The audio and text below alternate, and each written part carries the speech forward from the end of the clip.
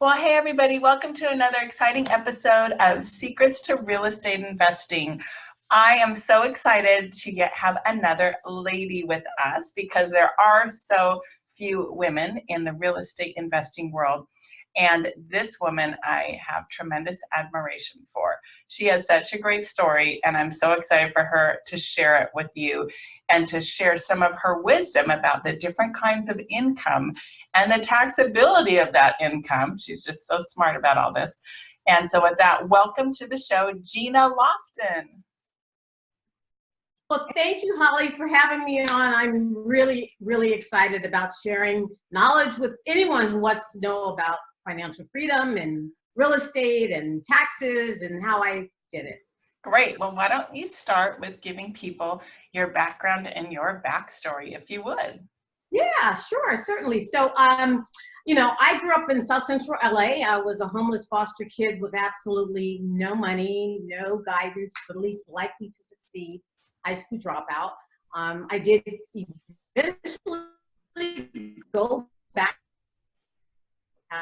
as a matter of fact, and I never really wanted to depend on a company for my living or having a roof over my head, and I just couldn't figure it out. So back then I read that little purple book called Rich Dad Poor Dad. I think many of your audience probably started with that book, and at the time I was working for Ernst & Young, which is one of the biggest CPA audit and tax consulting companies in the world.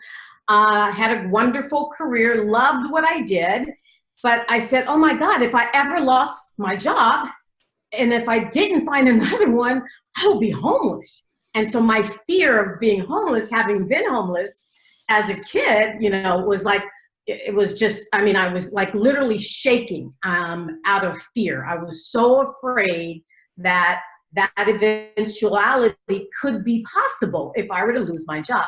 So that's what prompted me to try to figure out how things worked. And mind you, I had an MBA at that time, right? I still didn't know. And I was still like, working and doing all those things that we were taught to do. You go to school, you get a job, you work somewhere until you're 65 or 70, and then you retire and you hope you have a retirement to live off of. So that was kind of my background, just in general, and I'm going pretty fast. I know we have a time limit. But then I said, okay, I'm going to buy a piece of real estate, which actually my first piece of real estate was a piece of land, which I still own, by the way, but I was literally that naive, right? Back then, there really wasn't the internet was not as prevalent as it is today, where you could go and learn things. And coming from where I come from, I didn't have a mentor or anyone. There wasn't these real estate groups that you could kind of go and network and ask questions. You just had to figure it out. So I bought a piece of land, which I still own. And then I eventually, within a year or two, I bought like a townhouse, right? And it was, I don't know, $200,000 in the Valley. And I bought the townhouse. Let me interrupt and ask, well, first we should tell people you're still in the Los Angeles area. What is the Valley when you talk about the Valley? Oh, sorry. Yeah. Thank you so much for, making me explain that. So I live in Los Angeles, California. The Valley is like north, like Cal State Northridge. North of LA. North of LA, exactly. It's a region north of LA. I happen to live near the beach, near the ocean, near 5 miles from LAX. A beautiful area called Ladera Heights, which I love very dearly. And that's where I reside. And I've been here for a few decades, like 20 years or so. Yes. So the Valley is, north of LA, and nice community, centrally low, it's maybe 45 minutes from Los Angeles. And it was a townhouse, and I began, because I was working for Ernst & Young at the time, I was living all over the world, right? As a consultant, that's what you do. That's the business. You go out and many of the Fortune 500 companies I've consulted to around the world, it doesn't really matter, across all industries. So I was doing that for a while, but my house was vacant, right? Monday through Friday. And I said, this makes no sense for me to fly back here on a Friday to leave again on a Monday. So literally once I rented that place out, right? And then I just stayed in my corporate apartments. And when I came back here, I would just rent someplace from my sister or whomever. And when I came back to LA on the weekend. So that was kind of my first introduction to like real estate investing. And this was, 20 years ago, a long time ago. That's how I got started. And that was my first deal. That's awesome. So you decided to make a higher and better use out of your personal residence and say like, okay, I'm going to rent that out and I'm going to go stay somewhere else because I can make money off my own home because I'm never in it. I think that's brilliant. Yes. Yes. Yeah, we always talk about highest and best use for real estate, whether it's land or buildings, or sometimes it's tearing down a building, and you sure figured it out there with that one. Yeah, it just like literally didn't make sense for me to have it empty. And it was like, I was like, okay, I could save so much money by doing this, right? And I did, I literally did. I saved so much money because I had no expenses. But, because I was living in a corporate apartment wherever I was, I was living in Brazil and Europe and all over the United States, working with my clients to this asset called Ernst & Young, which eventually the consulting side was sold to Gena. And then, that's what I did for years. And I loved it. It was great. Got to see the world, got to save a lot of money. And the money that I saved, then I bought another place, right? With all of the capital that I was able to accumulate over time. Well, tell us about that place. What was that? Yeah, so basically, I watch markets and real estate cycles. My MBA is in international economics first and foremost. So I'm always looking at various investments, various asset classes of when to buy and when to sell and blah, blah, blah. So back then I was living in Brazil and I said, okay, I need to come back to the United States. This was in Southern California. To me, there's only been around 3 times in my lifetime that I can remember where it made sense to purchase income producing properties in Southern California.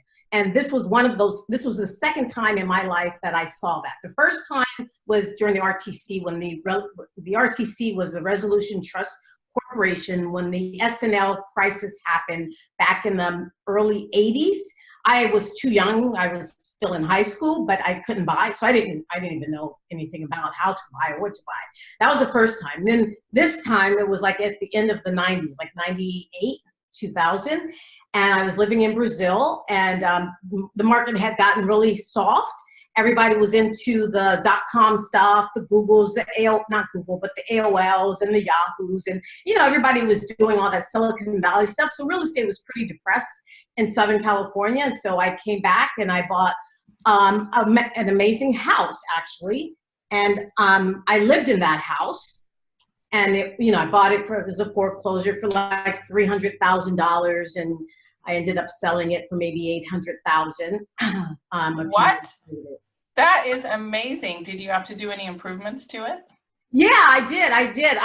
Matter of fact, I always, so for me, I do value added real estate. So your audience knows how I like to do real estate, because I like design and rehab, and I like to improve the value of assets, right? It really doesn't matter what kind. And I enjoy doing that with houses because, it's just nice. It's cool. It's fun. I mean, Holly, you know that. That's your specialty. Yes, that's what I do. I love it too. Yeah, it's really, really, really fun. So, yeah, it was a house, and I may have spent maybe $50,000 remodeling it. It wasn't a real big deal. And I remodeled it, and then I ended up I lived in it, and I sold it at the top of the market right before the crash in 2000. Actually, this was 2004, I believe. And the crash was 2008, so it was a little early, but I couldn't believe that crash lasted that long, but it did. I mean, it was very extended time I couldn't believe the run-up lasted, like it took so long for the crash to happen, right? Yes. Mm-hmm. And because I was a consultant, I was closing up the banks, right? So I was, in bankrupt. After I sold that house, I took my money off the table, right? And then I just waited out because remember, it still was going, right? The music was still, I remember I built another house. I said, Mother, I'm going to build another house. And I built it in La Cañada, and I did a flip in La Cañada. This was in 2006. Okay. And and this was in 2006. And I remember the construction lender comes out, and I got a construction loan to do all the rehab. And, you know, it wasn't a complete tear down. I took a house and added square footage and, you know, sold it. But I asked the lender, like, what is the temperature in the lending communities and you know, with the lenders? And so he says, well, the music is still playing. And all I can think about is, oh my God, the music is still playing. I need to make sure that I get myself a seat when the music stops playing, as if musical chairs. Remember, as you're a kid, you're playing musical chairs. And so that appraiser said that to me. This was in 2006. Now, mind you, right prior to this was AmeriQuest Mortgage. So I was consulting to them, helping them. I go back to DC and help Fannie Mae. And Fannie Mae at that time wants to buy subprime loans, right? And I said, you shouldn't buy any of those loans and blah, blah, blah. And anyway, they wouldn't listen. That's why they're in conservatorship today. But yes. That's a whole different story. I mean, it's amazing how these experts don't know. And so even Ben Bernanke at that time, remember the subprime crisis was contained, and you know, and I was telling everyone it's going to crash, it's going to crash. This was in the mid 2006, and no one would listen. It was actually just like it is today. That's the irony of it. It's like I'm living the entire experience all over again. No one can see exactly what's happening, and it's really eye-opening. Anyway, so in 2006, I built the house, and I had to get in and out. Got my money out. I bought it for maybe $600,000. Added about $200,000 to it, and sold it for about 1.2 million. Wow! So both of those flips, you made almost 100% on. Oh my God! I barely got out. I literally got out for a while. Wait, say that one more time. Yeah, exactly. I said I barely made it out though, because it was, you know, La Cañada. First of all, if you flip houses, and your audience should understand this, that your timing of everything is extremely critical, number one. And if you're in a community that is, La Cañada is a really good school system. So people want to move their families there to go to those school systems, just like Manhattan Beach or any other community that's got a really good public school system. So the timing for you to sell should be, you know, should align with when people are moving. Otherwise your pricing is going to be, you know, maybe challenged, right? Like I like to buy during Christmas. I don't like to sell during Christmas. Right. Right.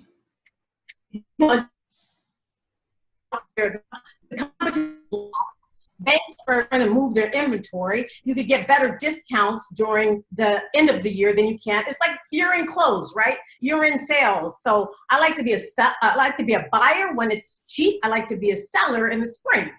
Anyway, right. So needless to say, I'm rushing to get this thing built, to do everything I was going to need to get done, and to get it sold while the market was still ripe, because I knew I wanted to make sure that I had a seat when the music stopped. Remember? Yes. From the appraiser said, well, the music is still playing. I said, well, I'm going to have a seat. I got to have a seat too. So I sold it, and I said, oh my God. And so the first quarter of 2007, the music is still going. Nobody knows. And I get a call to close down New Century Mortgage in Orange County, which at that time was maybe the #1 subprime lender. It was AmeriQuest Mortgage, who was also my client. And then it was New Century Mortgage in the first quarter of 2007.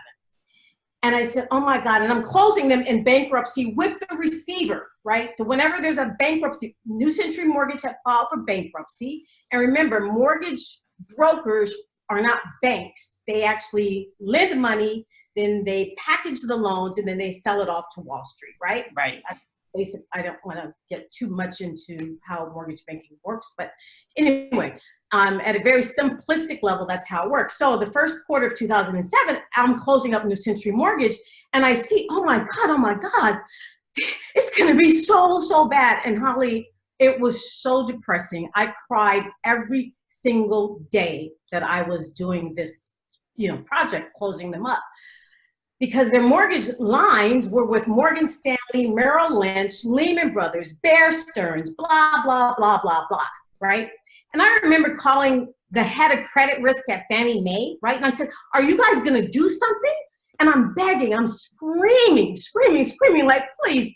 To me, it was like treason. I mean, our U.S. our U.S. Treasury Department, like, how could they allow this to happen? I just couldn't believe it. And then I was a little bit second guessing myself too, like I couldn't be right because nobody else knows this but me, and I'm not that smart. I was a high school dropout, right? Like, you were smart. Come on, give yourself some credit. Yes. I know. Now I believe that because I was right. So as I was closing down New Century Mortgage and no one would listen, it was like that movie, The Big Short, for anyone who has seen that movie. I was screaming at the top of my lungs, but no one would listen. And I said, oh my God, how am I going to save myself? Because when it collapsed, I don't want to have anything to do with this, right? Nothing. I don't want to have anything to do with this. So what does a girl to do? So I said, okay, well, in order for me to get security for myself, I need to be in something that is going to be like a utility company. And it was 2007, and I said, whoa, that's kind of boring, right? I can't, like, utilities, electricity, and water, and like, that's so boring for me. I said, okay, well, at that time, there was Blockbusters everywhere. Remember Blockbuster Video? You would go and rent a video. Yes. And I remember the only industry that I had not touched with technology was television, right? Because the pipes were not that big yet. We didn't have 4G. We didn't have 5G, right? It wasn't even 2G or 3G back then in 2007. So I design a life based on my personality. I don't like driving. Everything needs to be very close by, and it needs to be transformational. So DirecTV, was the answer, right? It fit everything that I needed. And I knew that it was going to perform like a utility. It was an asset that I could build, right, from nothing, and, help build from nothing with, grow the company. And it was going to be shielded from the collapse that was to come. So DirecTV, honestly, I made a phone call to my friend at the time who worked at DirecTV. He and I worked together at Ernst & Young. He says, Gena, I need someone to come do this, this, and this. I said, I have no idea what any of those three things are. I have no clue. I'm not kidding. I was like, I have no idea what those three things are.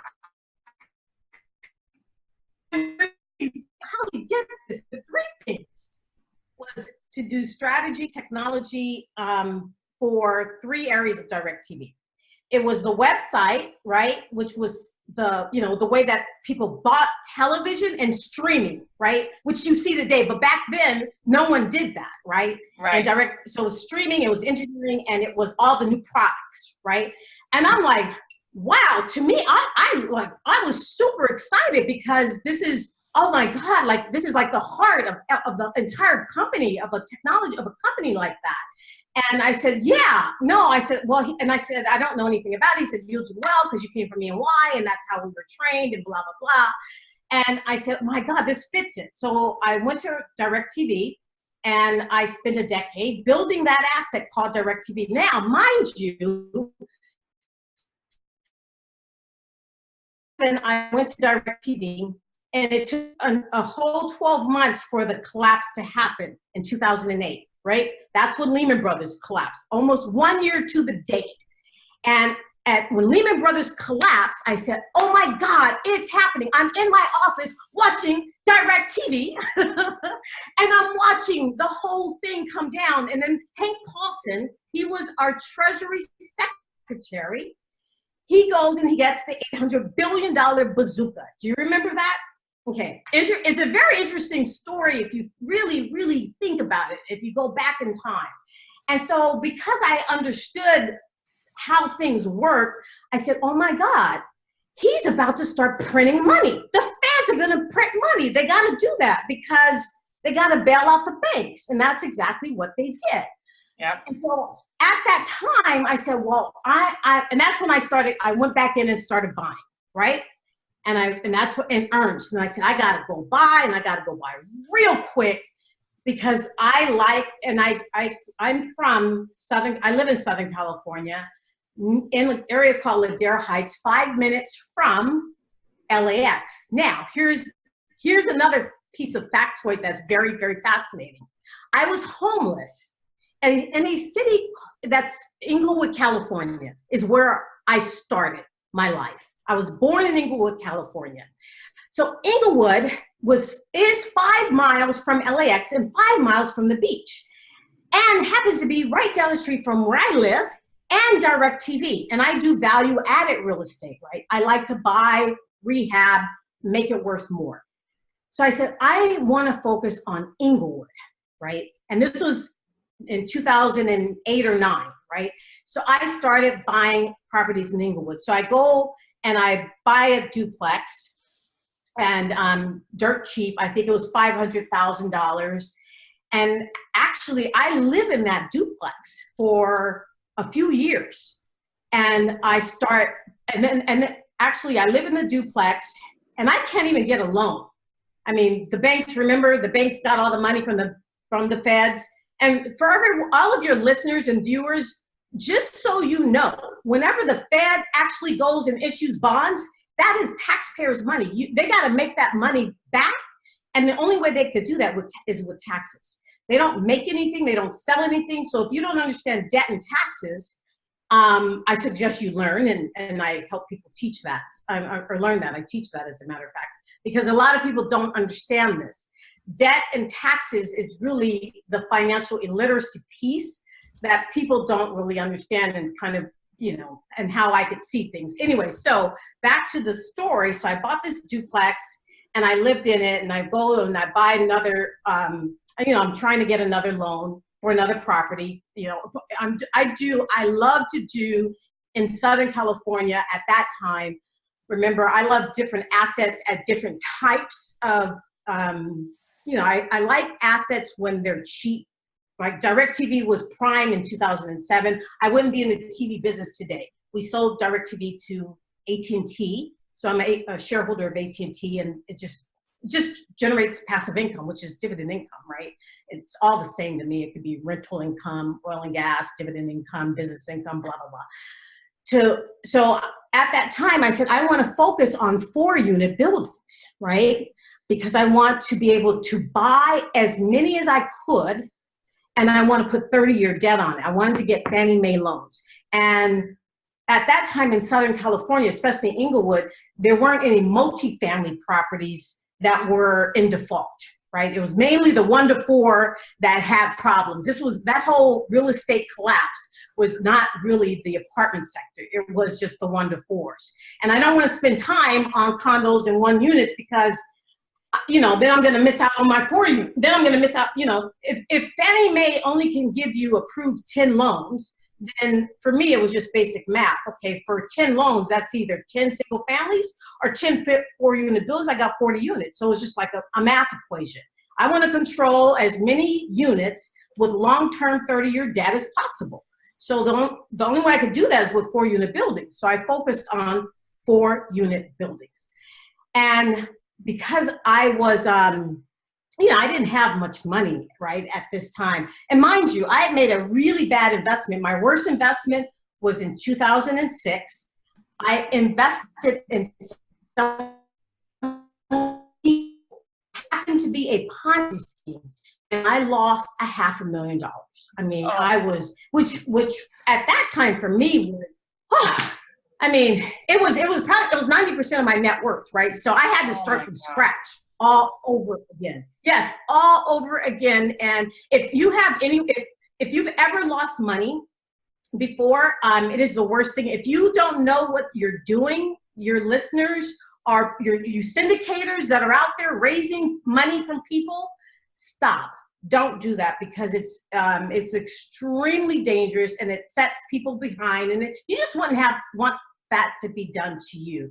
Anyway, and let me just interject really quick if I can, because I've had quite a few friends get also wrapped up in a Ponzi scheme from a man, I'm not even going to call him a gentleman, and woman who were in Southern California. We won't name their names, but a ton of people lost their life savings, their college kids' savings, and overall, I think these people took $4.5 million. I had a little piece of money in that. In the grand scheme of things, thankfully, it was really small to me.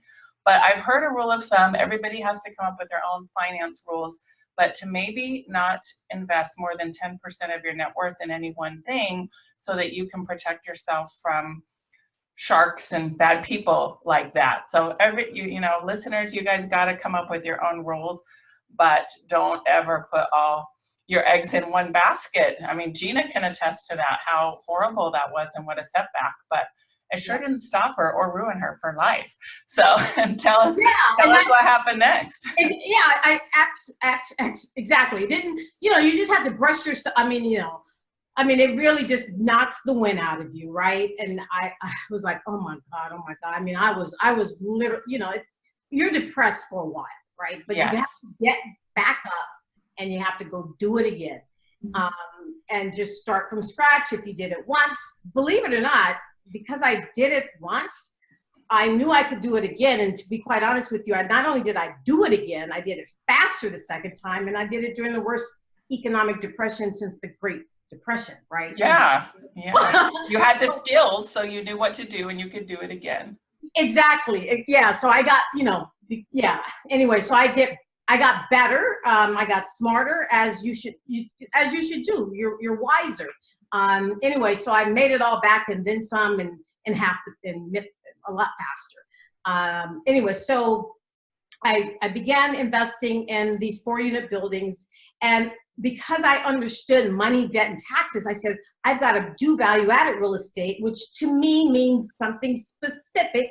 And it means I'm going to buy a building, I'm going to increase the value, unlike a single-family property where it's based on comps, right? I mean, you have comps in in 4 units and more, but it's based on the income, right? So I want the income. I'm increasing the value based on turning the units and putting in new tenants. I'm releasing the properties at a higher rental rate per month, right? And in a nutshell, that's how it works. So at that time, then I now could go back to the bank and do what's called a cash out refinance.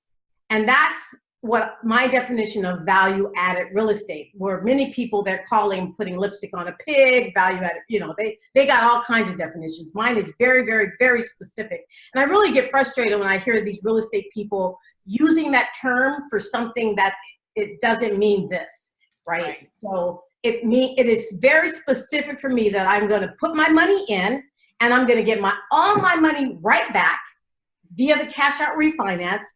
And then I'm going to keep that asset in order to generate cash flow. So I knew I needed to have X amount of dollars in passive income in order to get out of the rat race. And that at that time was $100,000 a year. And so I needed $1 million earning 10%. Okay. This is not very, remember, I'm not that smart.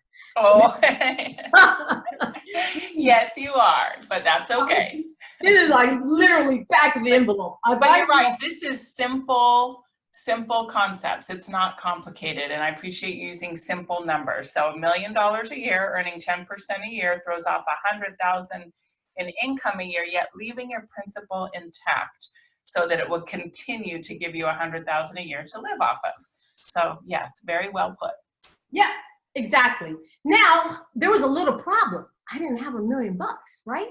I was like, I'm like, oh my You know, and so when I did this little basic calculation, I'm like, oh, shoot. Actually, I cursed. It was not shoot. It was another S word. I'm like, how am I going to get $1 million? Like, oh my God, right? I was like, oh my God. And then remember, this was in 2008 or 9, right? Nobody had money because they lost everything. And so rather it was a Ponzi scheme like myself or through investing in the market into this and the that. No, you know, I couldn't go raise capital and blah, blah, blah, blah, blah. I didn't even want to. So I said there's only one way to do that, and that is with debt and making sure that I paid as low in taxes as possible. Because remember, even though I was I have done too, right?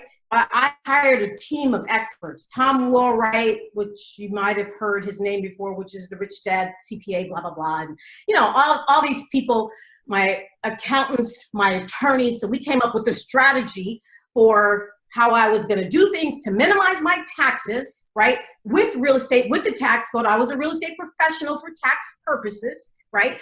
Because I met the qualifications, you know, based on the IRS tax code. So the tax code is just a bunch of incentives to for us to do what the government wants us to do. Once I figured that out, and once I figured out the debt component, and I'm using both of them, I got out of the rat race really, really quickly in like 2 years. So I just bought a building and I minimized my taxes, and then I bought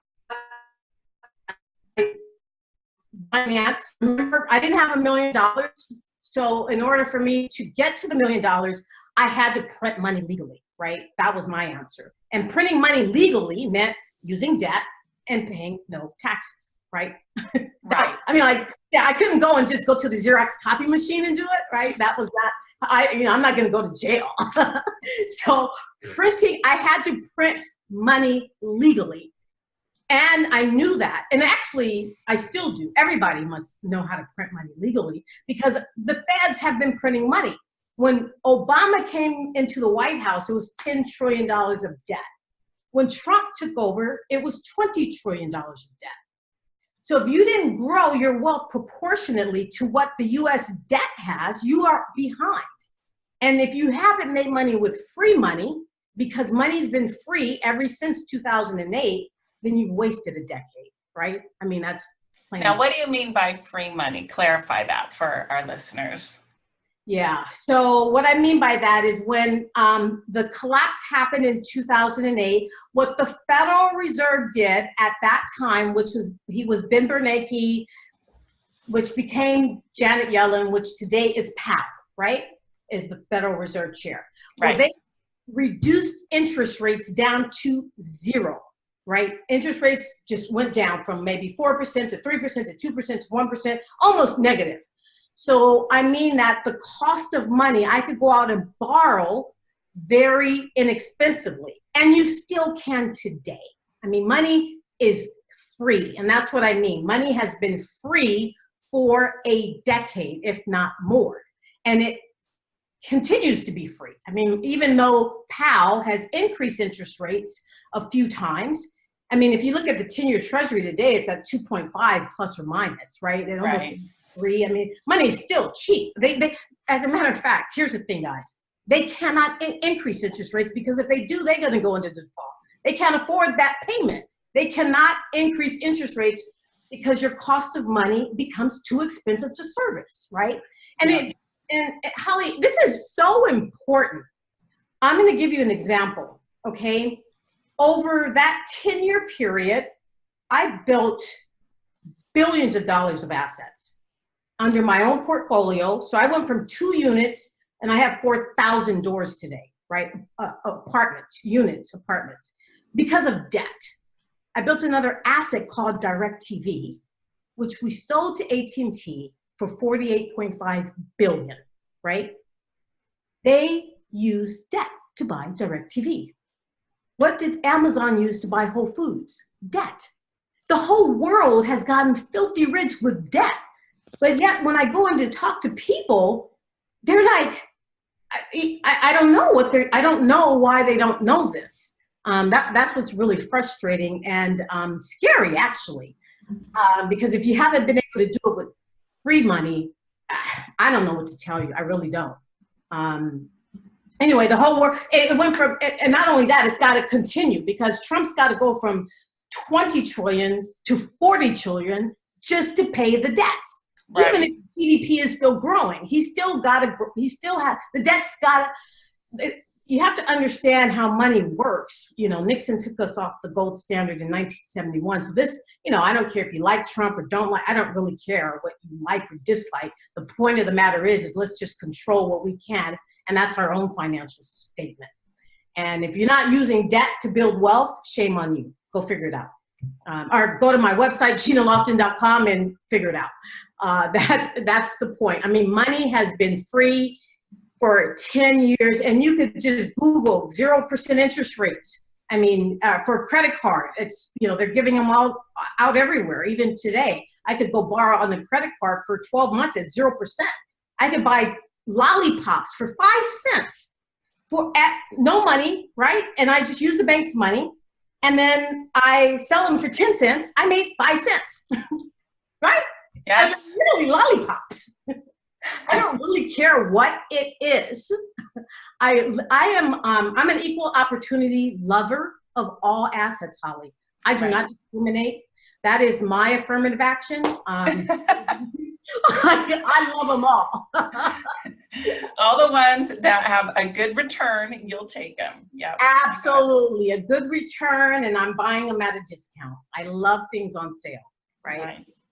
Well, we are getting to the end of our time. You've just been a wealth of information on the economy and how debt works. This has been awesome. And I want to let our listeners know that we've got 2 opportunities for people to get more from Gena. So the first one is at my website, as always. If you go to hardhatholly.com/115, show 115 is which show this is. Gena is going to give us her financial freedom formula cheat sheet calculator.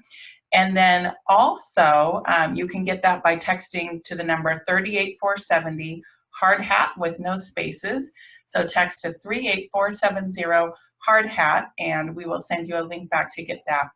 Also, Gena, can you tell our listeners about how the other things that you offer and how they can connect with you?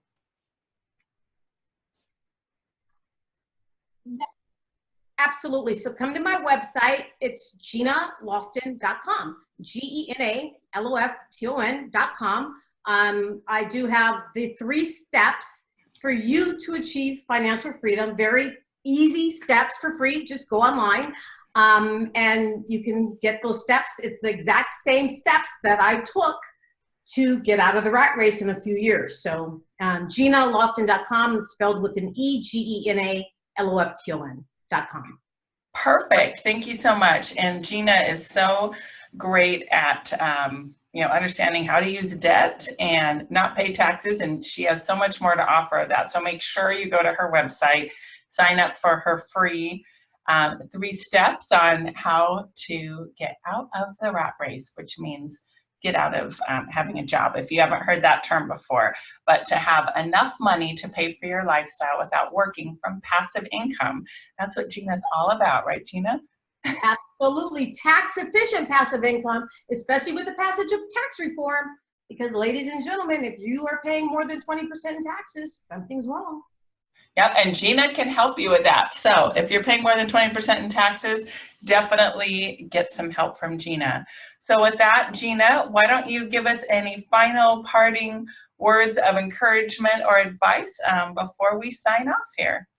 Yeah, so for those of you, continue listening to all of the podcasts and resources that are out there, because there's a wealth of information, and find out what is best for you, right? Because I'm telling you what my experiences are.